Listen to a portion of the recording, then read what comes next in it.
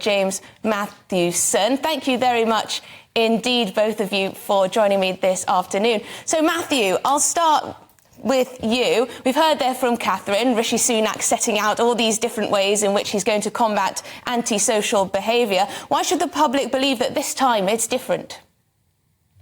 Well, absolutely. I think that Rishi Sunak needs to come out fighting here and really put across a number of policies to really gain back the public's credibility when it comes to crime. But there is no silver bullet when it comes to crime. And that's what people need to remember, that crime is such a complex issue. You know, it's taught at university and criminology courses. There have been countless reports and papers published in over decades on the topic to try and see what can be done. But it's not a simple thing to resolve. But the Conservative government and the Home Secretary seem very, very keen to really get on with crime and make it a bigger issue ahead of the general election next year and tackle it intensely.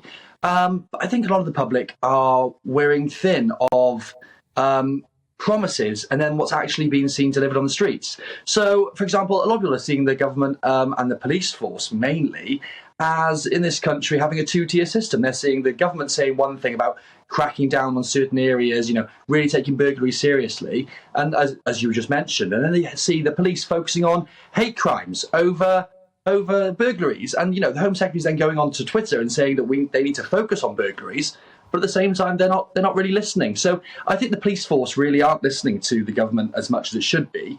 And I think that's a really big concern for the government going forward. James, Keir Starmer clearly wants to steal crime from the Conservatives. The Conservatives have been known as the party of law and order, but clearly crime is pretty high in large parts of our country. What's Keir Starmer going to do differently, do you reckon? I mean, we say that about the Conservatives being the party of, law and order, but I don't think that's been the case for a long time at all. I mean, since we've had those cuts to neighbourhood police officers, the austerity cuts right through the early, 2010s, we've seen absolutely, no evidence from the Conservatives about being the party of law and order. And I think it's time, for the Labour Party to step up and offer these radical solutions. And what we're seeing from Rishi Sunak in comparison to Keir Starmer's plans, in my opinion, is stick and plaster politics. It's very, very tokenistic. This idea of, you'll go out, you'll put your high vis on, you'll scrub some graffiti off the walls and stuff. It just seems to be very tokenistic. It's kind of like the modern equivalent of the ducking stool or the stocks, where you'll do your time for half an hour and then you're out. And obviously people will see that and they'll see it in place and they'll see it happening. But whether it actually makes a difference or not and changes anything, I really, really doubt it. But James, some people aren't sure whether they can trust Keir Starmer, to say the least. He's talking tough on crime, but of course he did campaign to stop the deportation of foreign criminals who then went on to reoffend. There's also some confusion over his attitudes towards drugs. Of course, many people within the Labour Party would like to see drugs decriminalised or even legalised. If possible. Keir Starmer seems to think they're an absolute blight on humanity. He said cannabis ruins lives. So it's hard to sort of see exactly where Labour are going on this. Yeah, and I think it's a fine line that we tread. I mean, for me, the important thing is, as a Labour Party member, and I'm not Keir Starmer's biggest champion or biggest fan, but I think he's got the leadership that it takes to run the country, especially compared to the shower that we've got at present. And I really do think when you look at the wider picture of this focus on, which party will focus on the bigger picture of crime. As Matthew said rightly, crime is a very complex issue. We've got all the societal issues at the heart of it, the fact of community issues that connect to it. And this is a bigger issue about, funding those community assets that have been taken away over the years that have contributed to higher rates of poverty and therefore higher levels of crime. So I think the only party that's proposing anything radical and, and actually doing so in power as well. We saw Yvette Cooper referencing Kim McGuinness. I'm quite lucky to live in beautiful Northumberland up here, and we've got Kim as our police and crime commissioner, and she's doing radical stuff when it comes to domestic violence and crimes against women. So seeing those policies taken from being in practice by a police and crime commissioner and transferred into government, it gives you hope that you can actually tackle some of these in the long run, rather than just tokenistic, oh yeah, do your time in the high vis and you'll be fine next week. We're going to really get to the source of the issue, I think. Yeah, I think you're right, certainly to some extent, Matthew. Some of the things that they're considering, the government are considering, that is, on-the-spot fines for those caught fly tipping will more than double. Littering, spraying graffiti could be hit with fines of £500.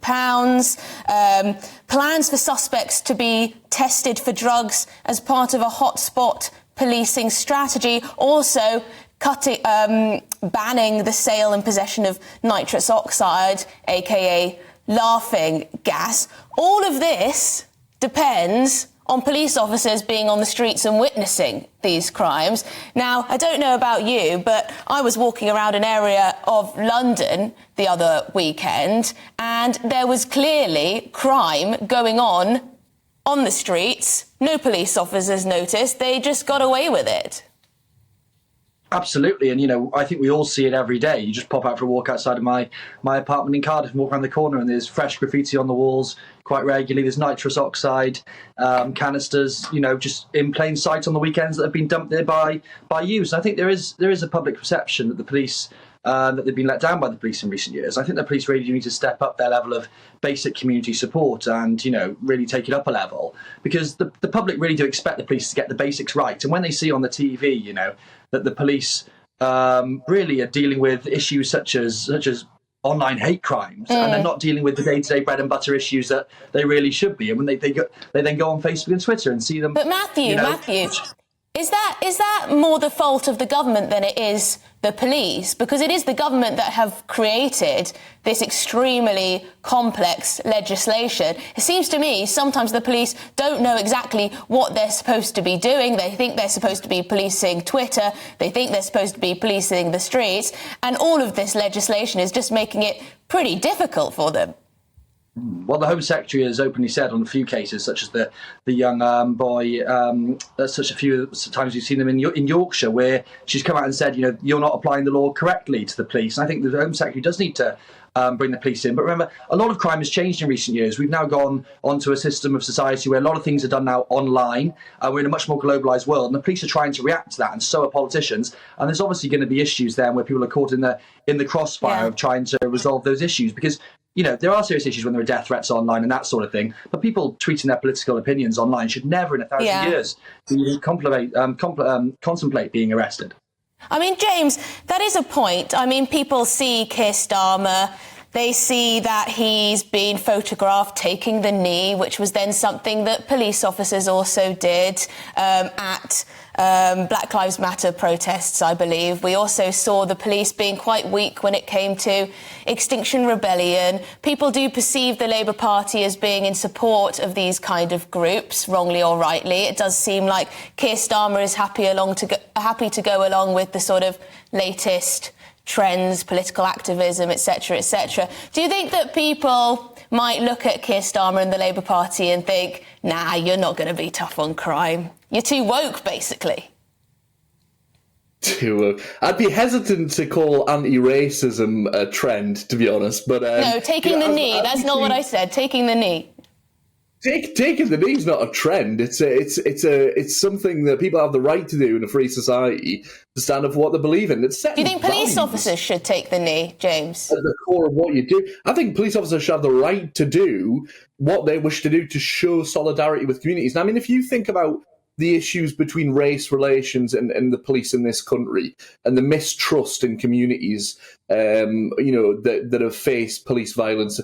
It's, I mean, it's the same up here where I'm from in the Northeast. We've had decades of mistrust of the police because of, right back to the miners' strikes and, the violence used against communities here in policing. It leaves a long effect and scars that last for many, many decades. So you've got to try and get around that. And I don't envy the police in their task. I really don't. And I think, as Matthew says rightly, that it's about the tools, having the right tools to deal with the job. But I do think we're looking at, we're talking about, online hate crime and all the rest. We shouldn't play down any crime as being less important. And the police should be able to deal with I think you've got to prioritise. You've certainly got to prioritise, don't you? But what we're saying is we're getting too used to the fact that the police have got a very limited amount of budget to deal with. And that should be increased so that everybody can have the support and feel safe. But I'll tell you what concerns me more, and what I'm really pleased with to see from Keir Starmer, is the fact that, as he said, 300 women a day in this country are raped, and 3 of them will see prosecutions from that. It's absolutely disgraceful, and I don't think anybody would stand by it. So seeing a plan to tackle that and to make that a priority is vitally important. Oh, I definitely think that's spot on, don't you, Matthew? I mean, crime against women and girls often goes unreported to begin with. Then when it's reported, it's not dealt with. And then the criminal justice system fails to prosecute.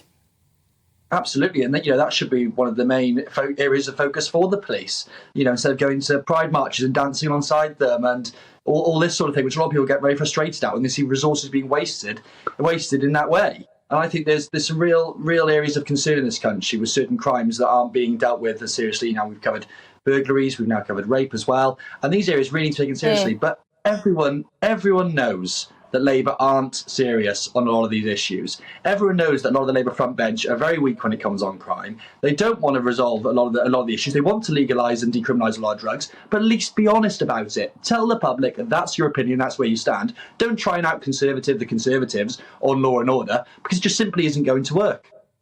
It does feel a little bit that way. Anyway, that is all we've got time for. Thank you so much to Matthew McKinnon, the Conservative political consultant and director of Transmit Digital, and the Labour political commentator, James Matthewson.